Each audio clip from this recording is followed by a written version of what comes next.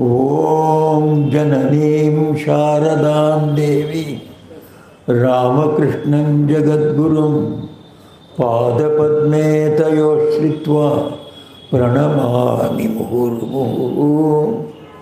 नमस्ते यतिराजाय विवेकानन्दसूरये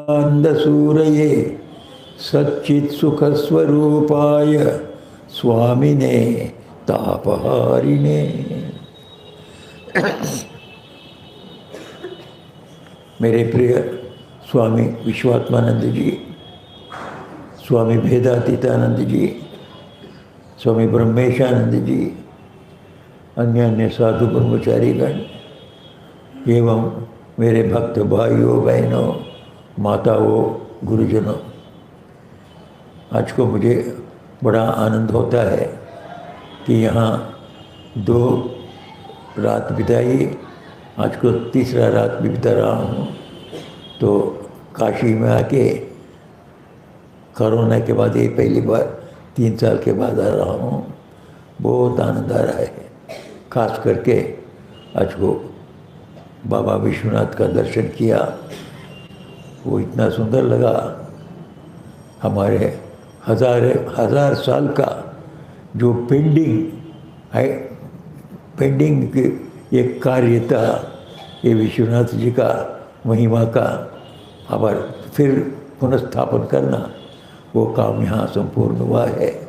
विश्वनाथ जी बड़े प्रताप से, बड़े उज्ज्वलता से बैठे विराजमान है वहाँ, देखकर बहुत आनंद आया।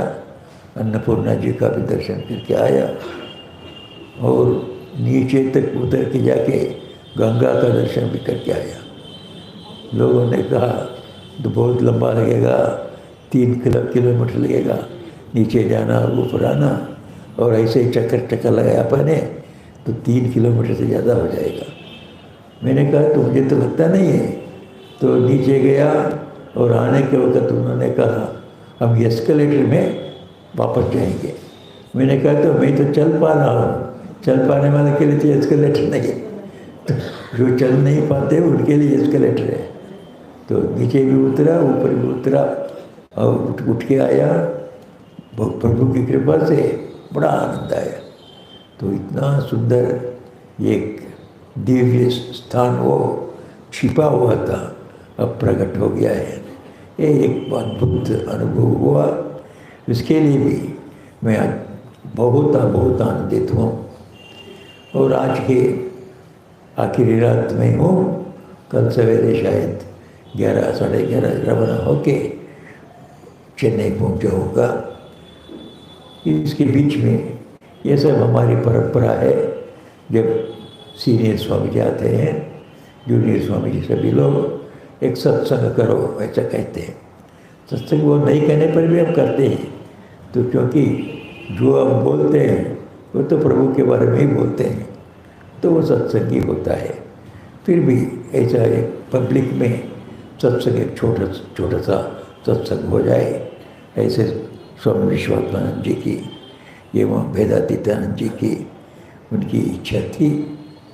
आज को संक्षेप में भगवान श्री रामकृष्ण हमें क्या करना चाहते हैं, इसके बारे में कुछ बातें कहूँ। समय ज़्यादा नहीं लूँगा, आधा घंटे से ज़्यादा नहीं लूँगा।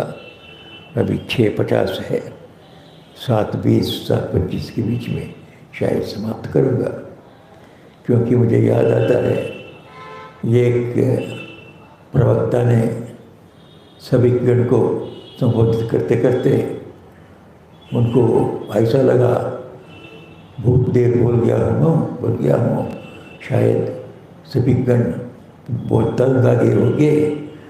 ऐसा सोचते हुए चारों तरफ देखने लगे कितना समय हुआ, घड़ी को ढूंढ रहे थे।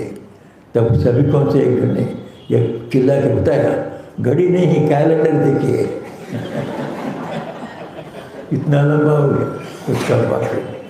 तो ऐसा न हो, जो बोलना है उसको संक्षेप में भगवान श्री रामकृष्ण जी का उपदेश का सार हम कह सकते हैं। भगवान श्री रामकृष्ण जी के पास तो सभी जाते थे, सिर्फ सन्यासीगण आगे जो बनने वाले ऐसे जैसे नरेंद्र नाथ राखाल ऐसे ही नहीं, सभी गृहस्थ लोग भी गए। गृहस्थ लोगों में भी नौजवान गए और बूढ़े भी गए, पुरुष भी गए, स्त्री भी गए, और सब जाति वाले गए। ब्राह्मण गए, क्षत्रिय गए, वैश्य गए, शूद्र गए, सभी उनके पास गए। सबों को वे आध्यात्मिक जीवन में क्या करने से आगे बढ़ सकोगे, इस दुनिया में रहते हुए ही आध्यात्मिक जीवन का यापन किया जा सकता है। ये श्री रामकृष्ण जी की विशेषता है। सभी महात्माओं ने हमें तो उपदेश दिए हैं, करीब करीब हम उनको पालन करना जावें, उनको अनुसरण करने को जावें, तो हमें इस दुनिया को छोड़ छाड़ के जाना पड़ता है। वैसे ही मार्ग बताते हैं। फिर श्री रामकृष्ण अकेले हैं, बार बार कहते हैं क्यों दिवघर में दुनिया में रहते हुए क्यों नहीं भगवान का दर्शन नहीं कर सकोगे? कर सकोगे, उसके लिए रास्ता है। तो सब गृहस्थों को भी उन्होंने रास्ता बताया, सन्यासियों को उनके लिए भी रास्ता बताया। वो साधना प्रणाली अलग होती है, फिर ध्येय लक्ष्य एक होता है, उसको प्राप्त किया जा सकता है। खास करके तो उनके उपदेश जो श्री रामकृष्ण वचनामृत में है, तो उसमें बहुत सारे गृहस्थी लोग होते थे, इसलिए गृहस्थ लोगों को वे बार बार कहते थे, जो कोई उनसे पूछे महाराज क्या रास्ता है, क्या रास्ता है, मैंने विश्वनाथ मंदिर के लिए रास्ता कौन सा है, ऐसी नहीं है। क्या रास्ता है, मोक्ष के लिए क्या रास्ता है, भगवान लाभ के लिए क्या रास्ता है, क्या रास्ता है, कुछ नहीं सी। वे आम तौर पर एक ही उत्तर देते थे, क्यों भगवान का नाम करो, अर्थात जप करो, और भगवान की महिमा का गान करो, अर्थात भजन करो, और सत्संग करो, और हमेशा आंखें खोल के रखो और देखो, इस दुनिया में सब तो बदलता रहता है, दुनिया में सब कुछ अनित्य है, और एक वस्तु नहीं बदलता है, वो है परमात्मा है, वो सत्य है। ये नित्य और सत्य, ये दोनों का फर्क हमेशा मन में रखो। जो भी दुनियादारी चीज़ें आते हैं, ये सोचो कि अनित्य है, कुछ दिन के लिए रहेगा, चला जाएगा। फिर भगवान की चिंता जब आएगी, वो भगवान के बारे में कुछ करने का और समय बिताने का मौका मिलेगा, तब सोचो ये जो कर रहा हूँ ये हमेशा के लिए कर रहा हूँ। तो इस नित्य और अनित्य का विचार करो।